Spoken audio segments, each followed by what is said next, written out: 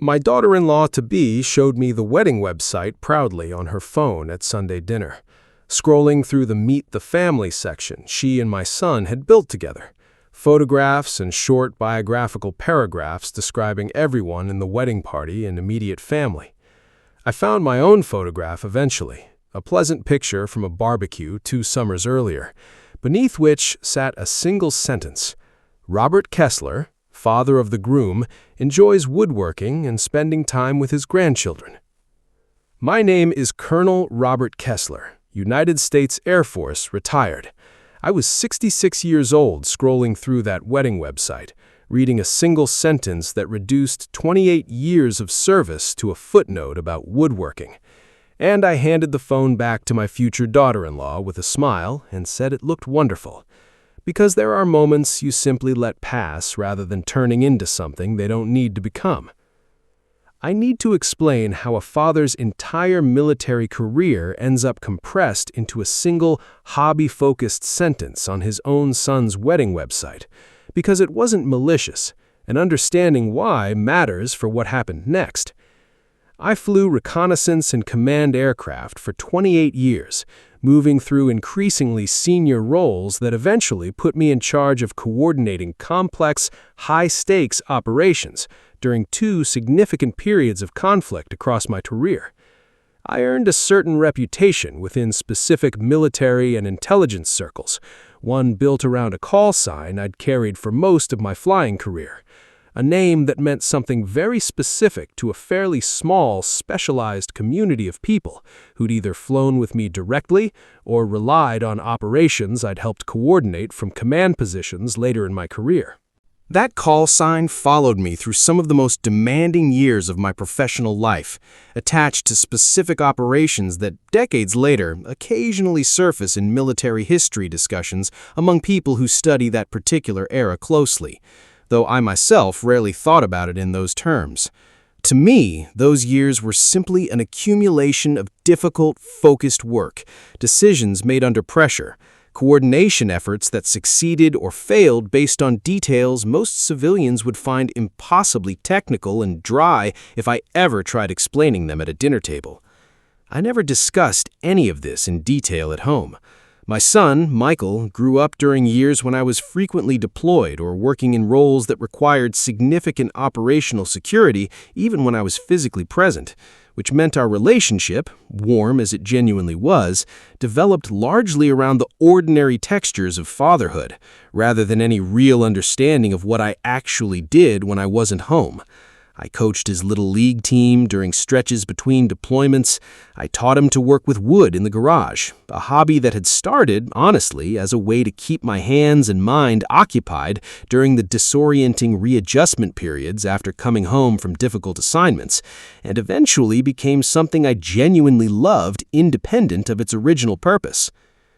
I retired 7 years ago, and the woodworking hobby that had started as a coping mechanism during active service became, in retirement, genuinely my primary daily activity, something I built an entire workshop around, something Michael and I bonded over consistently in a way that felt more natural and present than most of our military-adjacent interactions ever had.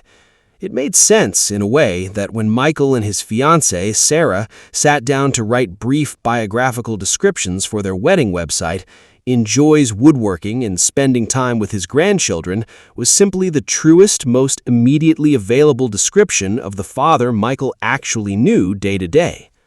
I want to be clear that I wasn't upset by the wedding website description itself. Not exactly. It was accurate as far as it went. I do enjoy woodworking. I do love spending time with my grandchildren. What struck me, looking at that single sentence, was less about feeling slighted and more a quiet recognition of just how completely one chapter of my life had been absorbed and replaced by another in my own son's understanding of who his father actually was.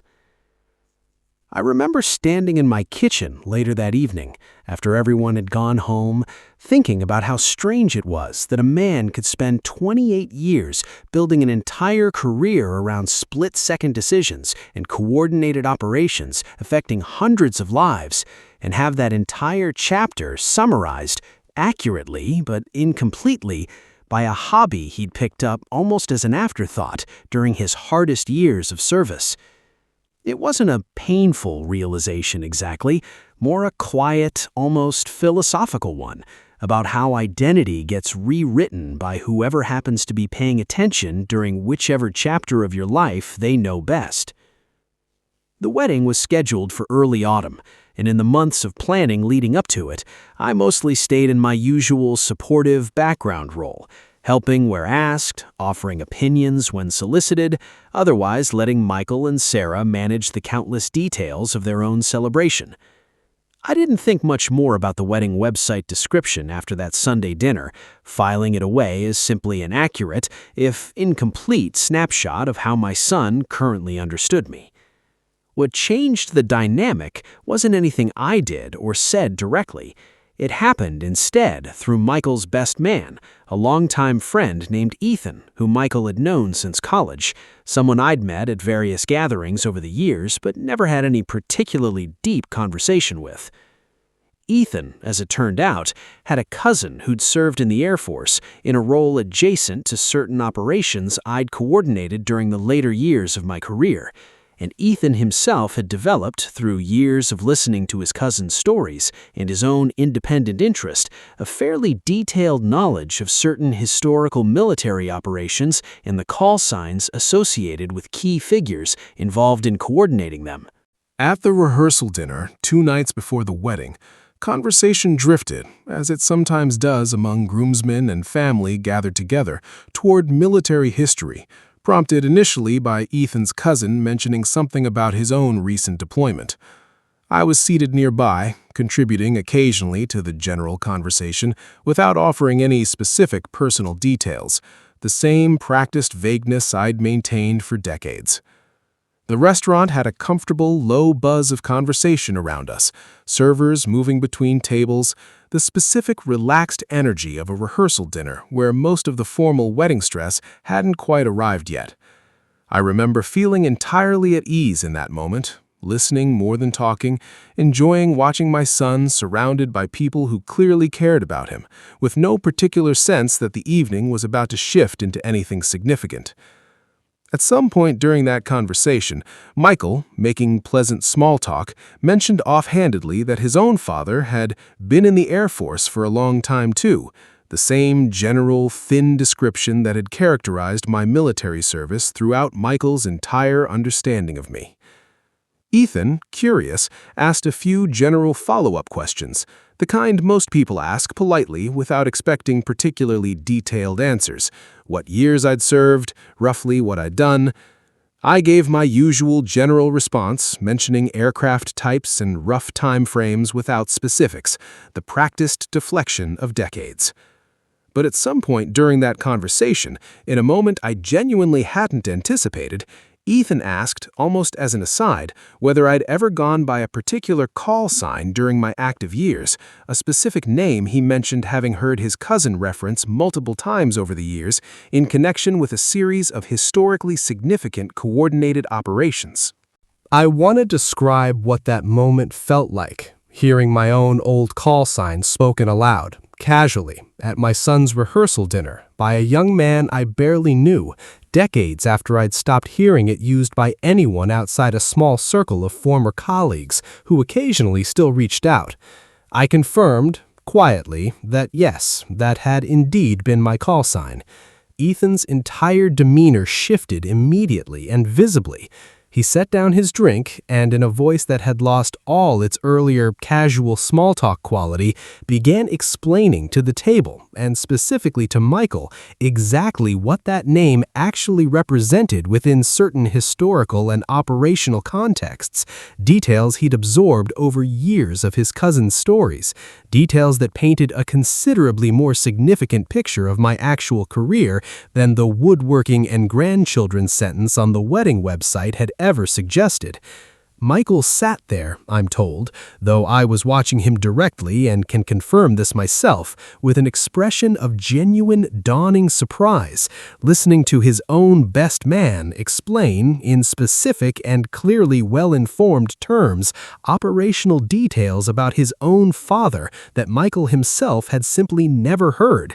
not because they were hidden exactly, but because nobody, including Michael, had ever asked the right questions in the right way. Sarah, sitting beside Michael, later told me she'd watched her fiancé's expression shift through several distinct stages during those few minutes. Confusion, then dawning recognition, then something that looked almost like grief. The particular grief of realizing a gap existed in your understanding of someone you thought you already knew completely. She said the rest of the table had gone quieter too, other groomsmen and family members picking up on the shift in energy, even without fully understanding what was being discussed. The rehearsal dinner continued around this moment, but Michael found me afterward, once the group had begun dispersing, and asked, quietly, why he'd never heard any of what Ethan had just described in his entire life of knowing me as his father. I gave him the most honest answer I could manage. I told him that some of what I'd done during those 28 years simply never felt like appropriate dinner table conversation, that operational security habits from active service tend to outlast their actual necessity by decades, and that somewhere along the way, woodworking and grandchildren had simply become an easier, more comfortable identity to inhabit than unpacking a career built around coordinating operations I still, even now, don't discuss in full detail with most people. Michael was quiet for a while, processing, then told me something that stayed with me.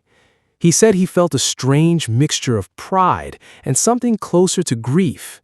Pride in finally understanding more of who I actually was, grief for the years he realized he'd spent not really knowing his own father as fully as he apparently could have if he'd simply asked better questions along the way. We didn't have a long, dramatic conversation right there at the rehearsal dinner. It wasn't the moment for it. 2 days before his wedding, surrounded by family and friends gathering for an entirely different purpose. But Michael was quieter and more thoughtful than usual for the rest of that evening. And the following morning, before the wedding day chaos fully began, he found me alone in my hotel room and asked if we could talk properly, just the two of us, once the wedding itself was behind us. That conversation happened about 2 weeks after the wedding, once the newlyweds had returned from their honeymoon and settled back into ordinary life. Michael came by my workshop, and we talked for hours out there among the sawdust and half-finished projects, me sharing considerably more than I ever had before. Not everything, some details I still keep entirely to myself, but enough that Michael left that afternoon with a genuinely fuller understanding of his own father than he'd carried for his entire life up to that point. He asked me specific questions I'd never been asked before, not the vague, polite curiosity people sometimes offer veterans, but pointed questions, clearly shaped by whatever he and Ethan had discussed further in the days since the rehearsal dinner. I found myself, somewhat to my own surprise, answering more openly than I'd expected to, explaining not just what certain operations had involved in broad strokes, but something of what that period of my life had actually felt like, the weight of decisions made under pressure, the particular kind of isolation that comes from carrying responsibility you can't fully discuss with the people you love most. He mentioned, almost sheepishly, that he wished he'd updated the wedding website description before the ceremony, and I told him honestly that I didn't mind the original sentence at all, that woodworking and grandchildren were, in fact, an entirely true and meaningful description of who I currently was, even if it wasn't the complete picture of who I'd once been. If you've ever let one true chapter of your life quietly replace another in the understanding of the people you love most, I hope you hear this. Being fully known by your own children isn't something that happens automatically, just because you share a home and a last name. Sometimes it takes a stranger recognizing an old call sign at exactly the right moment to finally open a conversation that decades of ordinary family closeness never quite managed to start on its own. And sometimes the two versions of yourself, the man behind the call sign and the man in the woodworking shop, aren't actually in competition at all, just two honest chapters of the same complete story, waiting for someone to finally read them both together.